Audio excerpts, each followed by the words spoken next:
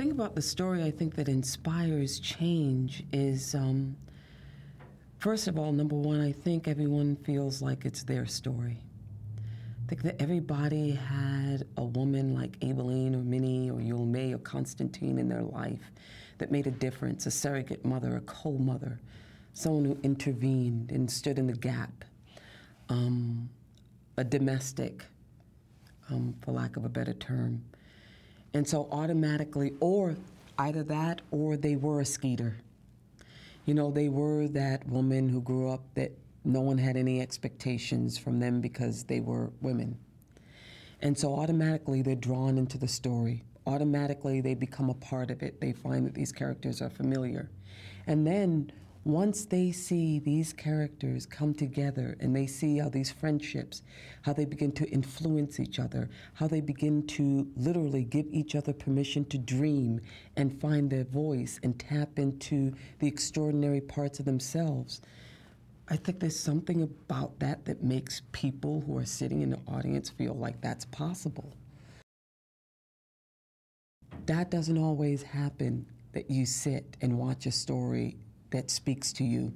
A lot of times you go to escape, or a lot of times you're altered, but not in a way that feels personal, but a way that feels disconnected, if that makes any sense. But I mean, I know for me, I know Aibileen. Aibileen is my mother, it's my grandmother, it's my aunts.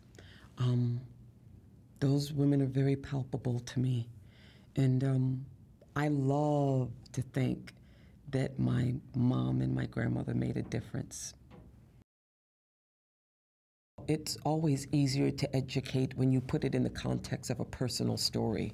I think it's easier for people to kind of enter it and internalize it more.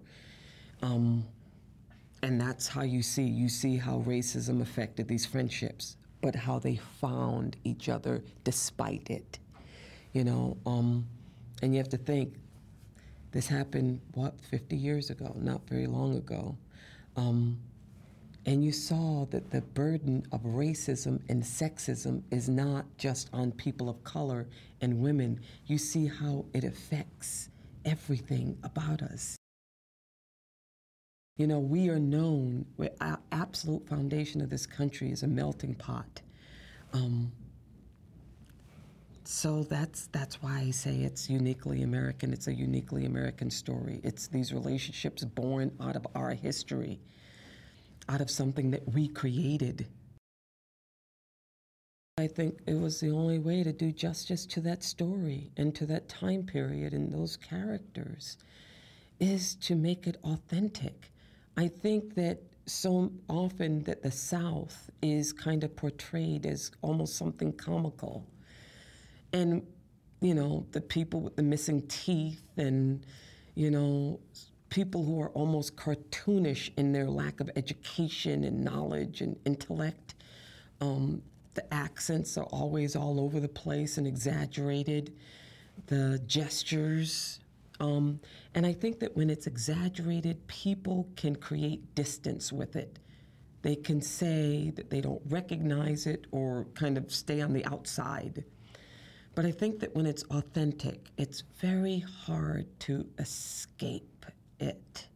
It's very hard to not embody it, internalize it, and allow yourself to be convicted and affected. He's from Jackson, Mississippi. His friend, that he's known since he was 5 years old, wrote it.